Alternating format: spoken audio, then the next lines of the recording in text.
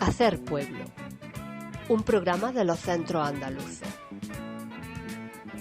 Desde aquí queremos dar voz a la cultura popular andaluza y a las luchas sociales de nuestra tierra como instrumento de liberación del pueblo trabajador andaluz. Hacer pueblo consciente y libre.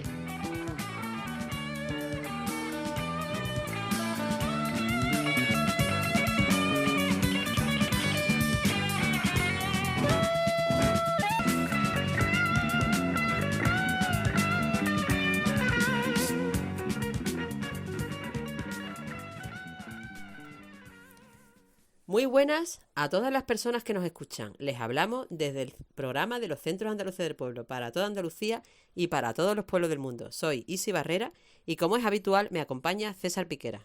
Saludos, Isi, y saludos a quienes nos acompañan en este programa del mes de septiembre-octubre, que vamos a dedicar a la ridiculización del andaluz, de la cultura andaluza, tomando como referencia a escritores que defienden el andaluz, como nada más y nada menos que el Premio Nobel de Literatura Juan Ramón Jiménez.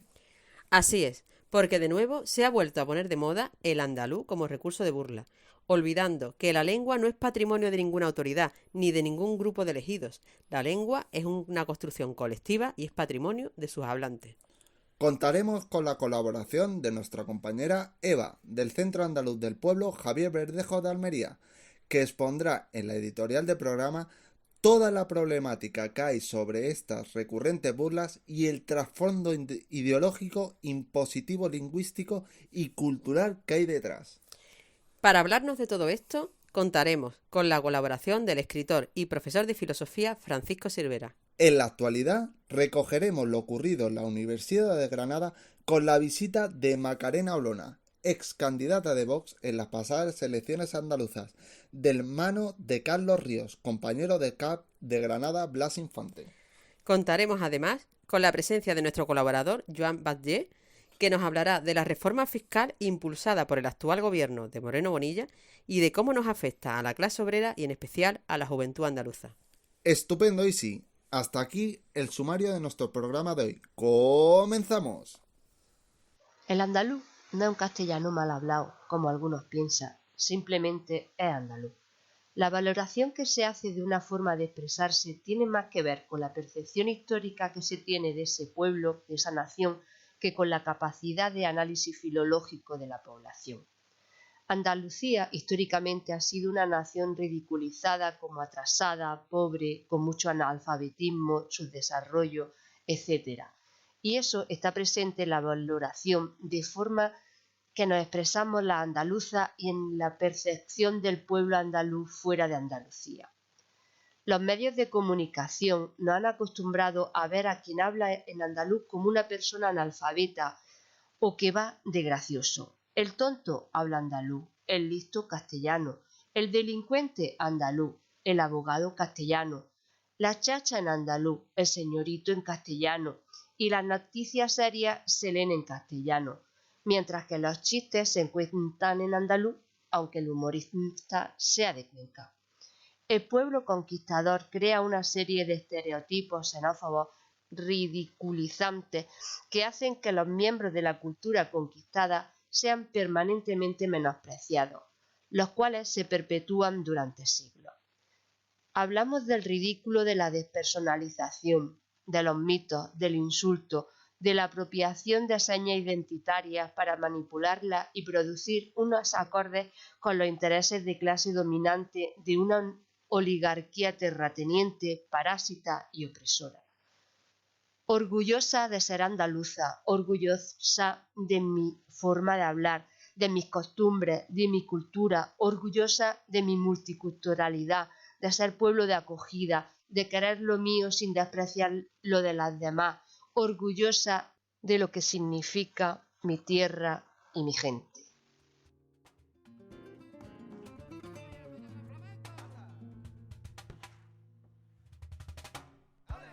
Mis ojos abiertos,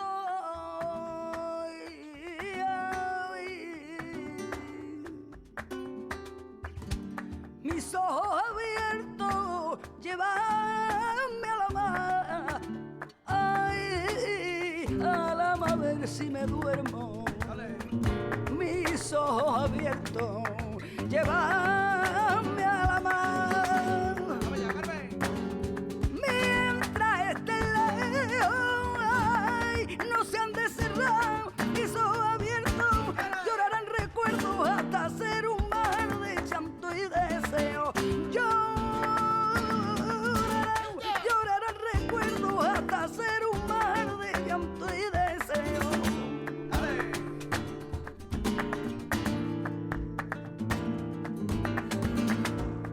Si aquel volcán es mi ocaso, si esta ribera, ¿qué paso tiene enfrente mi deseo? Si lo amarillo es mi rosa, si una estrella es la gloriosa lumbrera de mi desvelo. Si vivir era así, por el tiempo me perdí, mi espacio es el desierto.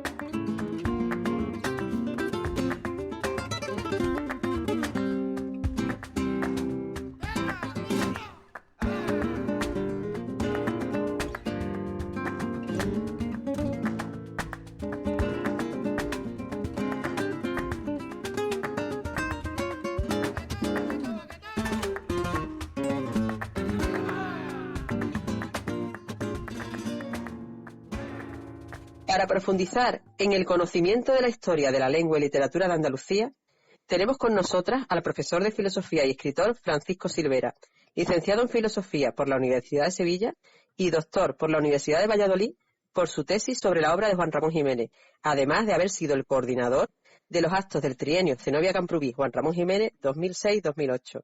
Saludos, Paco, bienvenido a este pueblo, un placer tenerte con nosotras. Bueno, pues buenas tardes.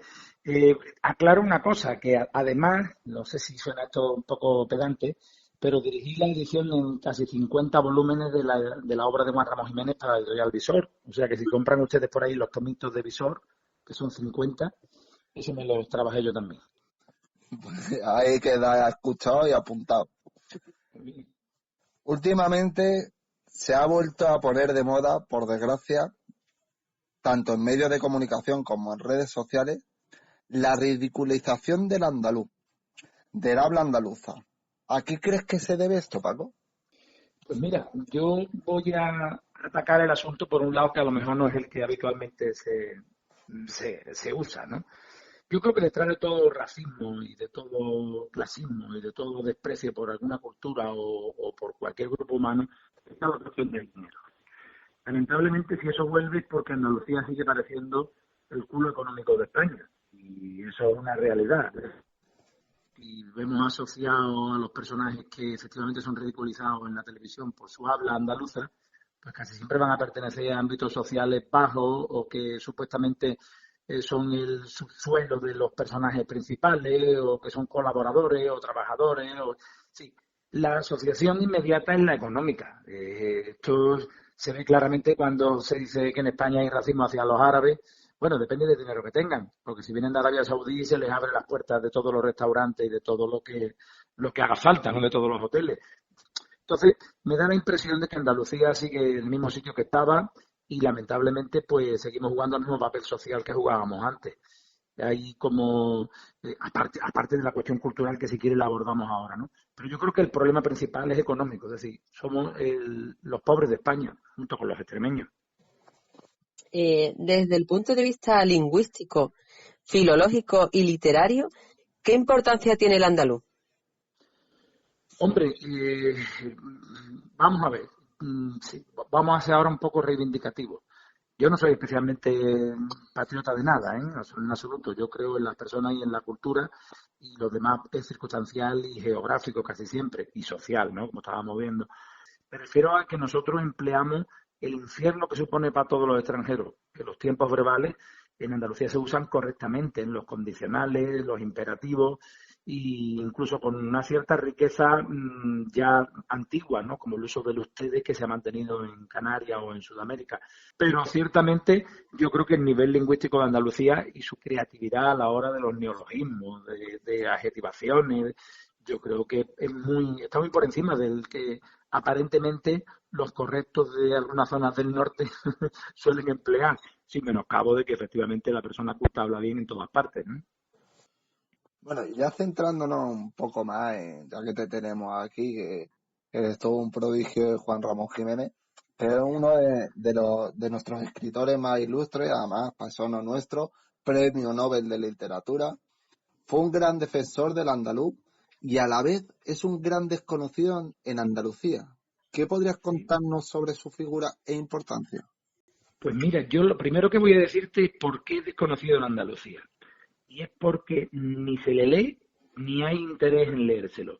Porque se le ha puesto la etiqueta del tópico de Platero y del burrito y de la Andalucía pintoresca y casi folclórica, cuando en realidad el propio Platero y yo es una invectiva brutal contra Moguer y contra todo lo que significaba el tradicionalismo moguereño. Otra cosa es lo popular y efectivamente Juan Ramón era especialmente sensible con la gente pobre y con la gente que entonces podríamos haber llamado pueblo, signifique eso lo que signifique, ¿no? Pero efectivamente la obra de Juan Ramón es un repudio permanente del topiquismo andaluz y una reivindicación absoluta de la luz, de la cultura y de la tradición andaluza en el sentido de la reivindicación de la poesía, de la pintura, de la música. No olvidemos que el siglo XX español, ahí tenemos a Lorca, que yo creo que no es una figura discutible, aunque también ha sido deformada por ese topiquismo que después no aparece en su obra, ¿eh? Y no olvidemos que hemos dicho que Juan Ramón es premio Nobel, pero también es premio Nobel de Literatura Vicente Alexandre, que es otro andaluz. Es decir, que si me apuran, el impacto de la poesía andaluza, no en España, sino en el mundo entero, es brutal. Así que, efectivamente, la figura de Juan Ramón no solo es capital, sino que habría que reivindicarla, habría que sacarla del baúl donde la tienen encerrada tantos y tantos intereses y efectivamente leerla.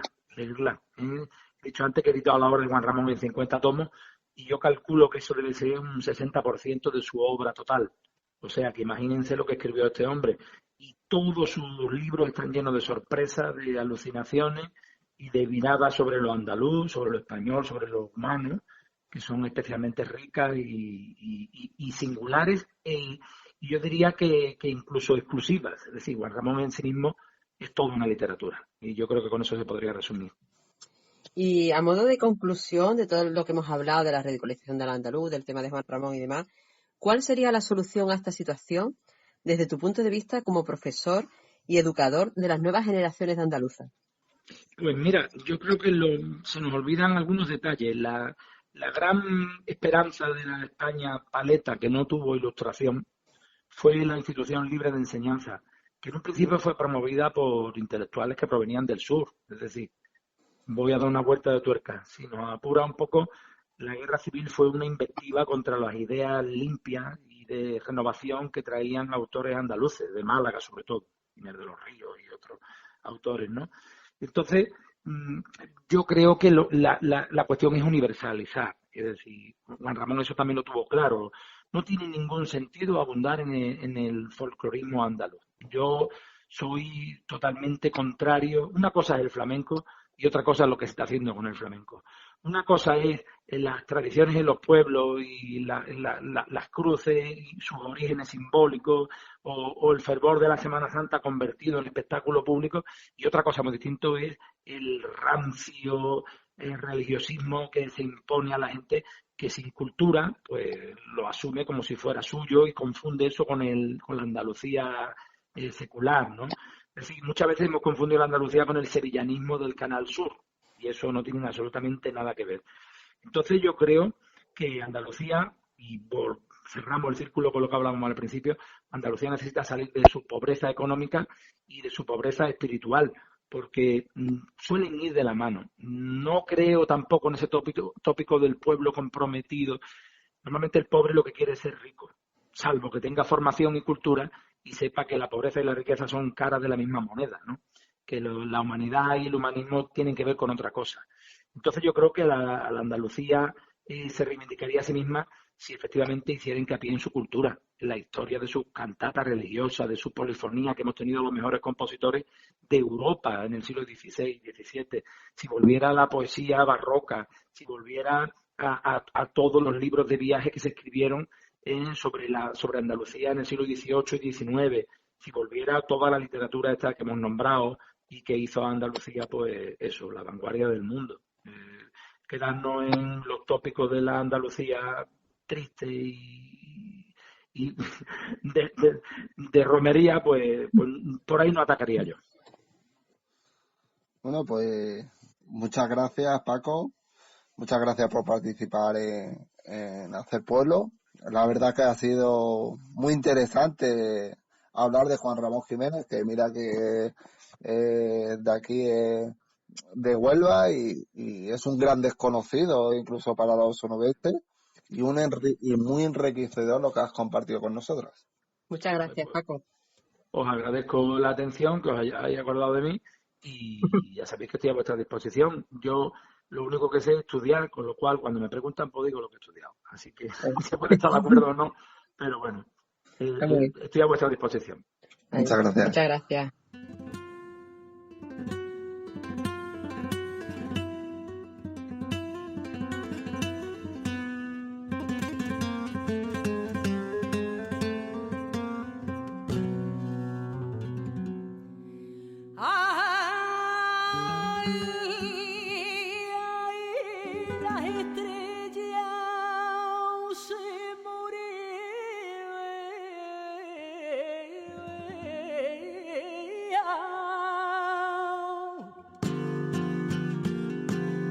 Se rozaba la montaña,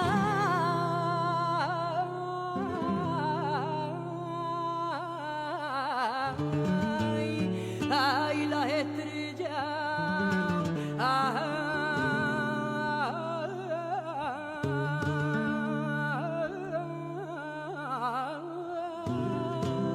se moría. Y allá en el pozo del huerto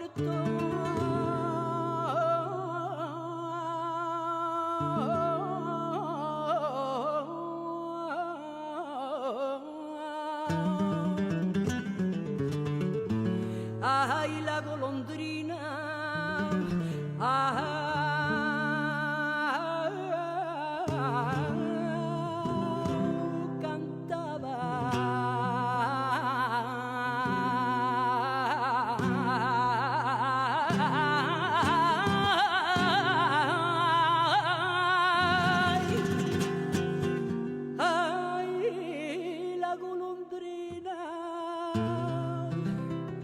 cantaba y cantaba,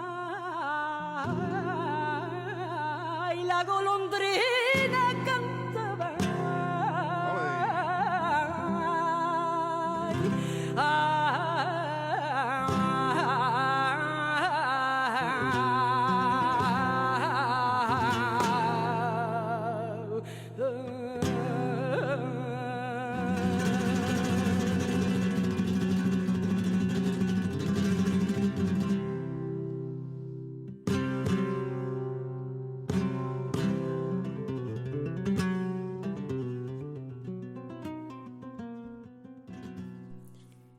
El 15 de septiembre, en la Universidad de Granada, está convocado un acto por distintas organizaciones juveniles para denunciar la presencia de la exdiputada de Vox, Macarena Olona, en una conferencia de la Facultad de Derecho. Hasta allí se ha desplazado nuestro compañero del CAP Blas Infante de Granada, Carlos Ríos. Bienvenido, Carlos. Cuéntanos cómo se está viviendo esa protesta. Bueno, pues estamos aquí protestando con decenas de colectivos de Granada, del movimiento estudiantil, colectivos sociales, políticos, contra esta conferencia que programa la Universidad de Macarena Olona, de la ultraderechista de Vox, que tiene manga ancha y que tienen todo el espacio posible para soltar sus proclamas ultraderechistas, fascistas, xenófobas, patriarcales, imperialistas. Claro, la situación es que la ultraderecha, que ha avalado desde la propia creación del Estado español, ha legitimado la explotación, la colonización de Andalucía, la utilización de Andalucía como un felpudo por parte del Estado español, por la utilización de Andalucía como un basurero, está aquí hoy y tiene todas las puertas abiertas de las instituciones para soltar su veneno fascista. Así que no lo podemos permitir, esto hay que pararlo en la calle con la lucha popular y aquí en Granada, pues hoy sí, por fin, ya estamos movilizándonos para parar a la ultraderecha española.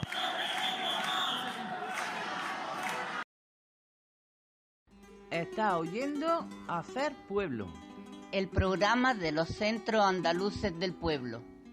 Para hablar de la reforma fiscal impulsada por el actual gobierno de Moreno Bonilla y de cómo nos afecta al pueblo andaluz, tenemos con nosotras a Joan Vallés, militante sindical y político, gran conocedor de este tema. Bienvenido a Hacer Pueblo, un placer tenerte con nosotras. Muchas gracias. En tu artículo hablas sobre la rebaja fiscal que el actual gobierno de Moreno Bonilla hace a las grandes fortunas. ¿Podrías explicarnos brevemente, con ejemplos, en qué consiste esa rebaja y cómo perjudica a la clase obrera andaluza? Sí. Vamos a ver. Si os acordáis, el pasado mes de septiembre, Moreno Bonilla anunció con el pecho muy henchido que se conseguía con la última rebaja fiscal, que era la rebaja del impuesto de patrimonio, que es la supresión, es decir, porque pasa a tipo cero, pues el pueblo andaluz, la andaluza y andaluces, iba a parar a nuestro bolsillo 900 millones de euros. Es decir, que la Junta de Andalucía dejaba de recaudar 900 millones de euros que iban al bolsillo de las andaluzas y andaluces. Los que tenemos una edad, si os acordáis de esa serie que se llamaba Perry Mason, en ella, cuando había que interrogar a un testigo, le decían: ¿jura usted decir la verdad, toda la verdad y nada más que la verdad? Bueno, pues decir que va a parar a los bolsillos de los andaluzas y andaluces es verdad, pero no es toda la verdad, porque la inmensa mayoría de ese dinero va a parar a las andaluzas y andaluces ricos o muy ricos. Y vamos a explicarlo con ejemplos, porque así nos entendemos todas. Primero, en el impuesto de sucesiones y donaciones. Cuando se hace la práctica supresión de ese impuesto para los familiares del grupo 1 y 2, es decir, hijos, nietos, padres, abuelos y cónyuges o pareja de hecho, automáticamente en ese momento se dice que ello beneficia sobre todo a la clase trabajadora. ¿Por qué? Porque muchos trabajadores y trabajadoras, pues cuando llegaba el momento de una herencia, no disponían del dinero para hacer frente a los gastos y a los impuestos que ellos generaban. Eso no es cierto, porque la clase trabajadora, pues si no aceptaba una herencia, en muchos casos era porque las deudas superaban al patrimonio. Y en otros casos, cuando esa herencia valía la pena, pues evidentemente ya se espabilaban las trabajadoras y trabajadoras en conseguir un crédito, en reunir el dinero, etcétera, etcétera. Es decir, en definitiva, todo eso era una mentira. Vamos a ilustrarlo con ejemplo, como os decía. Imaginaos una herencia de 300.000 euros de una familia trabajadora. Un piso, una casa en el pueblo y unas perrillas en el banco. Automáticamente esas personas pues no pagan. Con una herencia de 300.000 euros no pagan. Imaginaos una herencia de 5 millones de euros. Los herederos de esa herencia, pues imaginaos que son 5 herederos. Antes me he olvidado decirlo en otro caso para hacer siempre los mismos números de herederos. 5 herederos.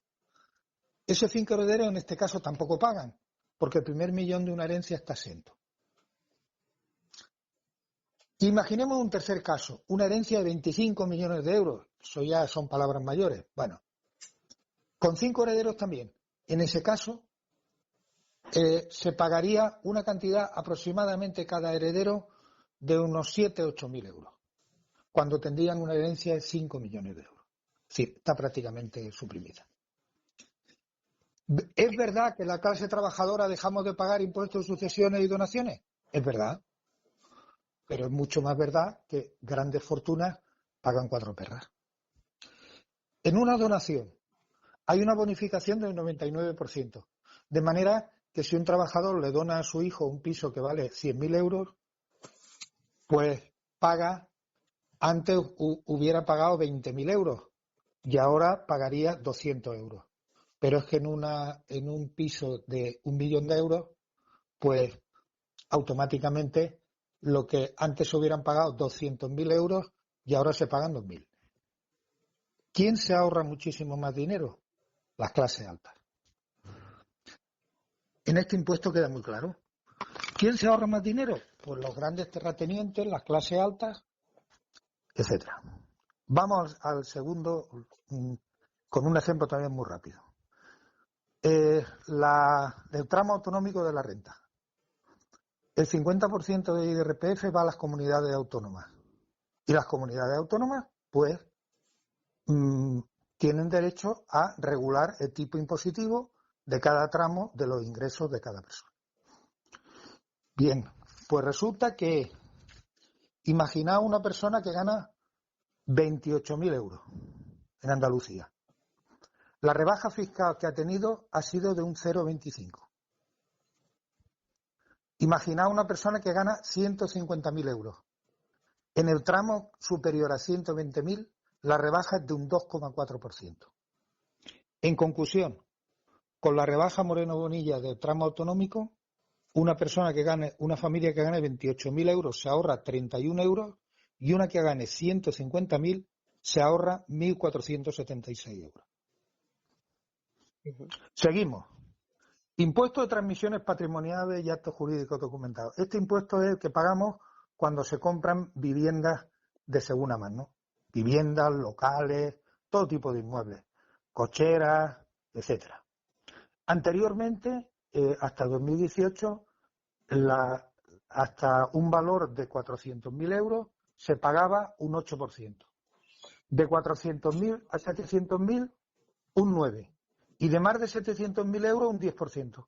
Ahora se ha unificado todo al 7%. Pero, vamos a traducirlo en números. Un piso de 150.000 euros, ahorro de un 1%, 1.500 euros. Un piso de 800, un casoplón de 800.000 euros. Ahorro 26.400 euros en impuestos. El canon del agua. El canon del agua se suprime para el año 2023. ¿Beneficia a la clase trabajadora? Sí, claro, porque todas pagamos canon del agua. Pero quien más paga canon del agua es los grandes terratenientes, los grandes almacenes, las grandes fábricas, las grandes multinacionales, etcétera, etcétera. Es decir, beneficia más a los que más agua consumen, a los que tienen varias fincas, etcétera, etcétera. Y finalmente, hasta ahí, lo que podemos decir hasta este momento es que aquí tenemos la progresividad al revés. Es decir, la rebaja es más grande cuanto más ingresos o cuanto más patrimonio tiene una familia. Y acabamos con el impuesto de patrimonio, que poco ejemplo necesita. Es decir, el impuesto de patrimonio es directamente suprimir el impuesto para los ricos y muy ricos de Andalucía. Fijaos que para el impuesto de patrimonio, y voy acabando, los requisitos son que se tiene que tener un patrimonio de más de 700.000 euros sin contar la vivienda habitual. En números, eso significa 20.000 familias andaluzas, pero significa unos ingresos de 121 millones de euros en el año 2021. Y para taparnos un poquillo la boca, dicen, bueno, y en paralelo vamos a hacer una deflactación de los tramos bajos de la renta este año por la inflación.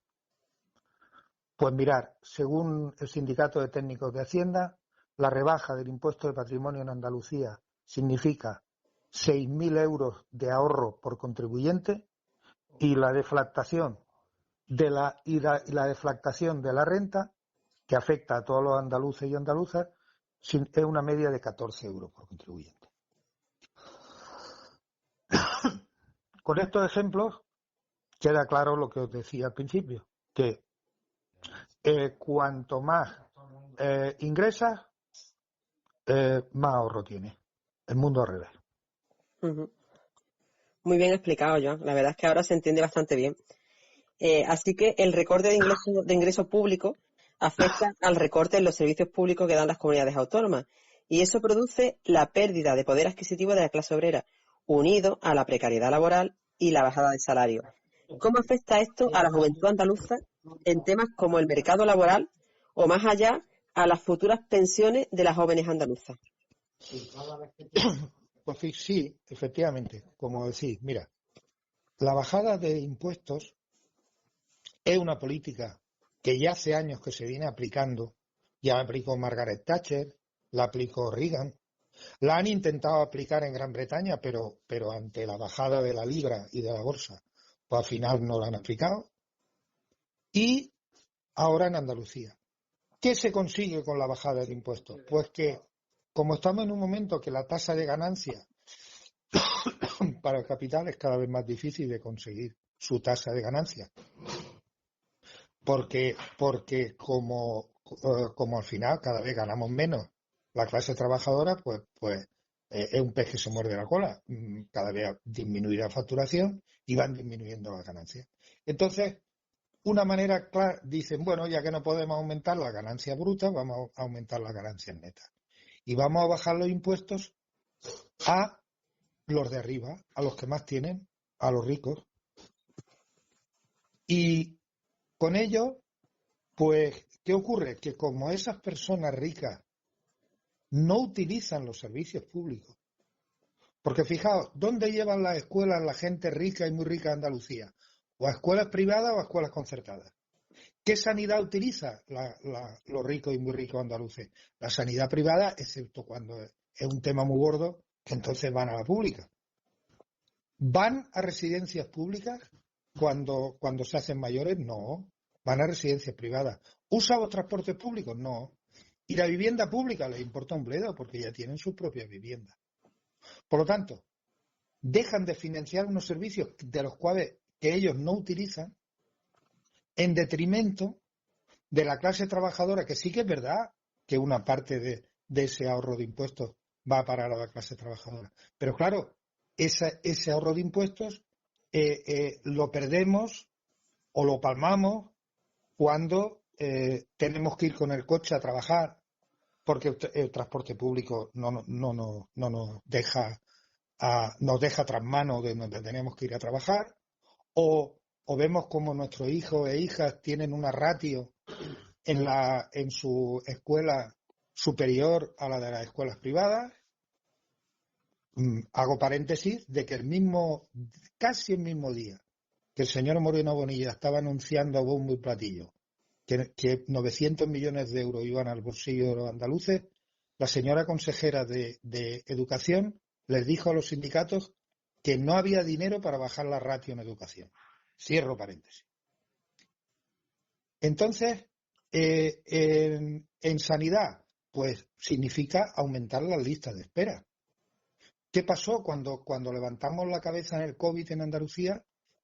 La Junta de Andalucía despidió a 3.000 sanitarias que tuvieron que buscarse la vida en otras comunidades autónomas. El ratio de operaciones en Andalucía es de los más bajos del Estado. El gasto sanitario en Andalucía en este momento es el más bajo del Estado español por habitante. Y el gasto en educación es el segundo por la cola, después de Madrid. Y eso también va en detrimento de que si ya no se hacía vivienda pública, se hará menos. Entonces, hay, en definitiva, una degradación de los servicios públicos que la bajada de impuestos no hace más que acelerarla. Encima, hay que decir y recordar que cuando el señor Moreno Bonilla entró su gobierno había 267 altos cargos. No es que el Partido Socialista hiciera una gran labor, cuidado, que esto es herencia de los muchos defectos que tuvieron los gobiernos socialistas. No, entonces habían 267 altos cargos, ahora hay 310. En el último año, en el año 2021, los altos cargos, altos cargos de Andalucía se repartieron 14,5 millones de euros en sueldo, un 21% más que en el año 2018.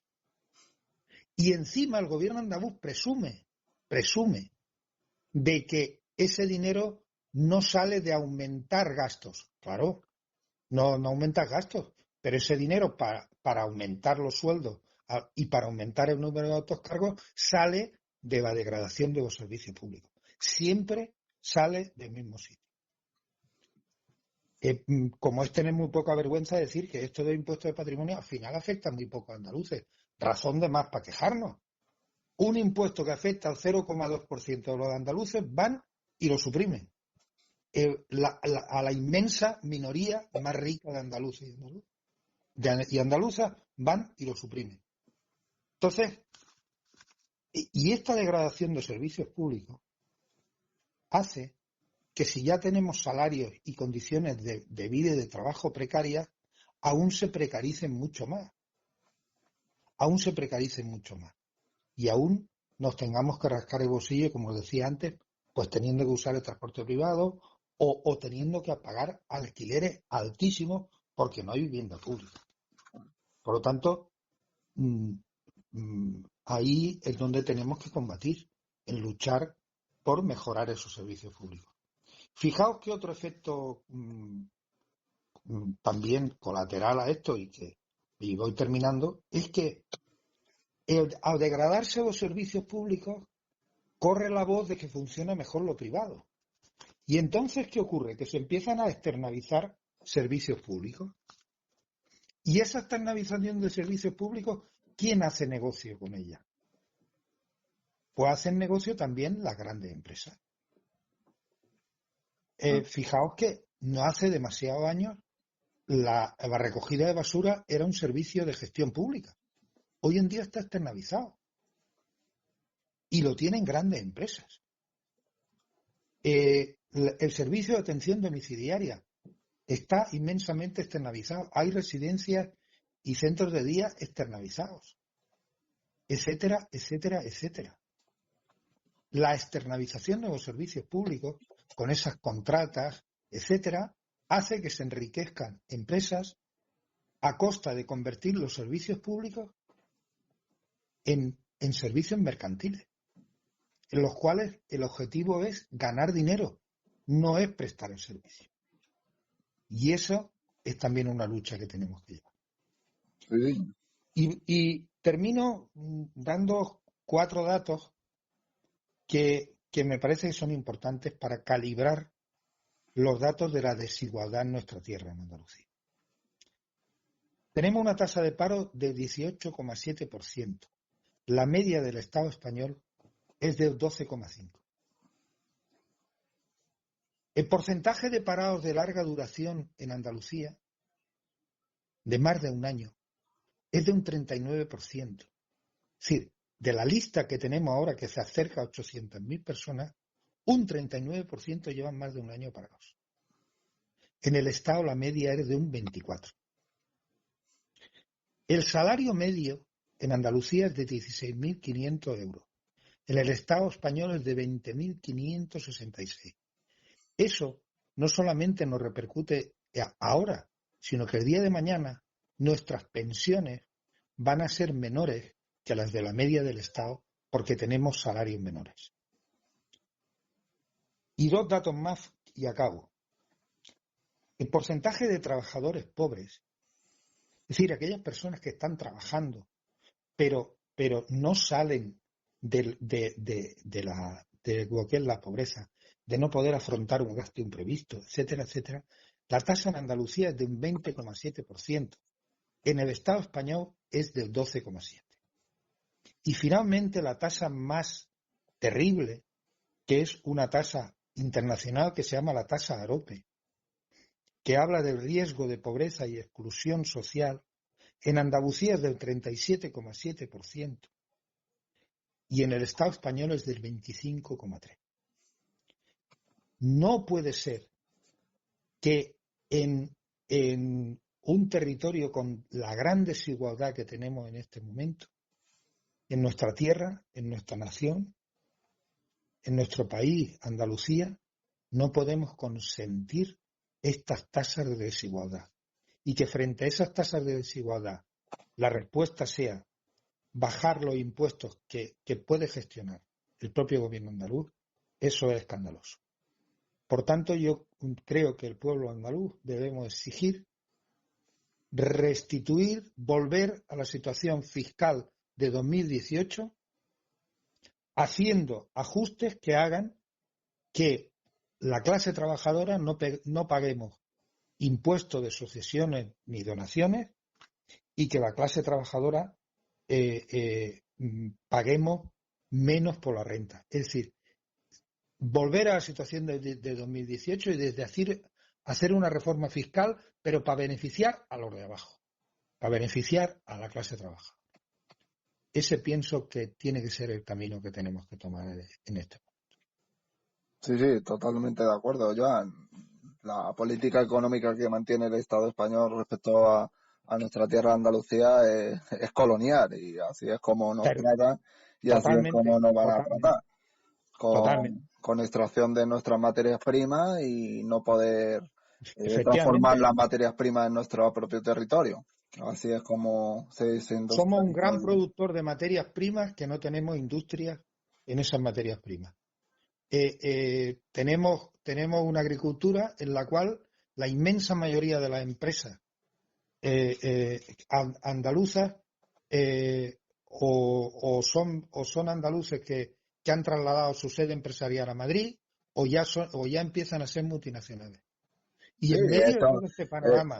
El ejemplo lo tenemos en la misma historia oficial que los niños y los no tan niños estudian en las escuelas de que en las colonias de ultramar del Imperio Español extraían la riqueza, tales como el oro, la plata y los propios cultivos, y luego eran las propias colonias las que tenían que comprar el producto manufacturado. Pues eso en pleno siglo XXI lo tenemos en nuestra tierra, en Andalucía, que nos expropian nuestras materias primas y luego tenemos que comprar nosotros el producto manufacturado. O sea, tenemos que comprar, economía de colonia.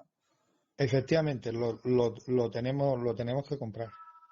Y claro, y esto, y es muy triste cómo juegan con la falta de datos, porque en la televisión no nos los dan. Todos estos datos que hemos hablado ahora no los dan. Y estos datos que os he dado de desigualdad son datos del Observatorio de Desigualdad, es decir, de informes que se pueden ver en Internet, que están colgados, pero que no se comentan por los tertulianos en televisión, porque no interesan.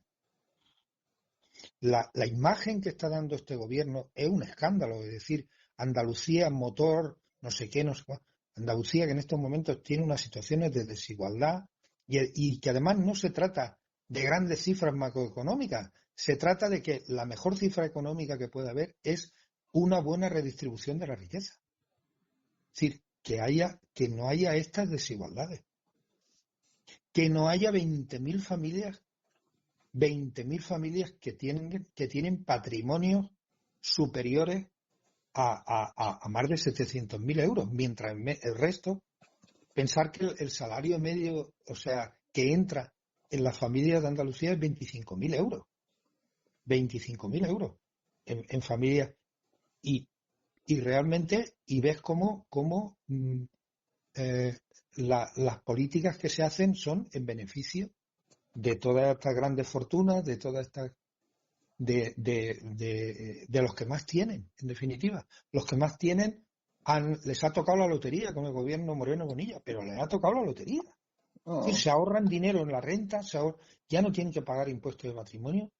Hostia, pero y mientras tanto, pues teniendo que hacer equilibrios para llegar a fin de mes, y mientras tanto en el colegio, que esta es otra, este año nos han aumentado las extraescolares, nos han aumentado el comedor escolar y venga, y tira para adelante. Y sin freno de ninguna clase. Y ellos, mientras tanto, pues todos han sido rebajas. La fiscalidad en estos momentos para los de la gente que tiene dinero en Andalucía es un auténtico chollo. Así es. Mientras tantas y tantas familias cuesta llegar a final de mes. Es decir, que esto ya es el último peldaño ya de la postración a la que nos tienen sometidos. Por tanto, yo creo que tenemos que empezar a exigir, hemos de empezar a construir una alternativa que supere lo que fue el PSOE, pero que también supere esto, y hemos de ir a acabar con la desigualdad. Tía. Así es, Joan. En eso estamos. Bueno, Joan, muchas gracias por participar en el programa. Esperemos volver a contar contigo en otras ocasiones para que nos sigas informando de este tema tan importante y, como hemos dicho, ya que ellos lo ocultan, tan necesario de conocer. Muchas gracias por participar en la CEPOL. Y escuchar la televisión con espíritu crítico. Así es. Que mienten más que hablan. Así. Que se dicen muchas mentiras y muchas manipulaciones. Totalmente. Ir a los datos oficiales, ir a los por ir a datos fiables, ir a datos confiables y no os quedéis con lo primero que os digan por ahí, y hemos de tener todas y todos criterios. Así es. Muchas gracias, Joan. Siempre me puedo confundir, verlo todo negro cuando gris. Por eso nunca se debe renunciar a eso que quiere de verdad, porque la vida más bonita cuando hay por lo que luchar. El que lucha y el que espera tiene su oportunidad, aunque haya mil tropiezos y para adelante no es para atrás, disfrutando lo que andaste y lo que queda por andar. Yo voy a volcar mis ilusiones en lo que quiero y será la guía que marque el camino, reviente las puertas que están cerradas con cerrojos de desidia, por el miedo a los fracasos, por el miedo a no poder. Solo se salta una valla si se intenta alguna vez, y al caer si me hago daño de mis golpes aprenderé cicatrices que recuerdan la aventura de crecer.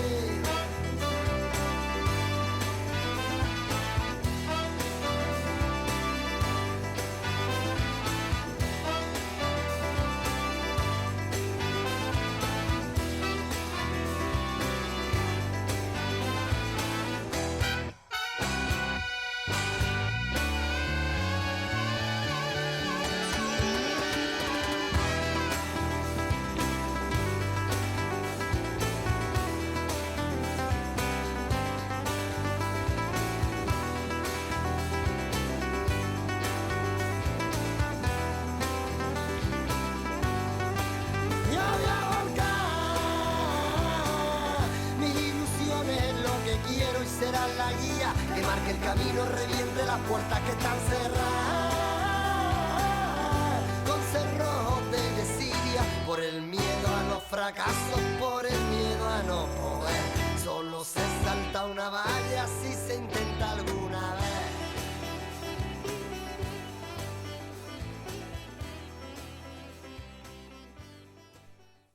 Y terminamos esta nueva edición de Hacer Pueblo, el programa de los Centros Andaluces del Pueblo.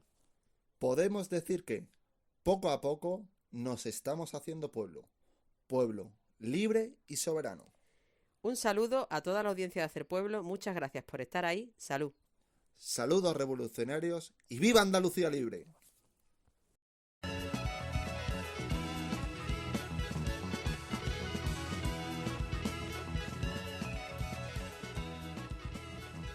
En 1918, en el Centro Andaluz de Jaén, Blas Infante definió a los centros andaluces como instituciones creadas para recoger esa ansia de vida de nuestro pueblo.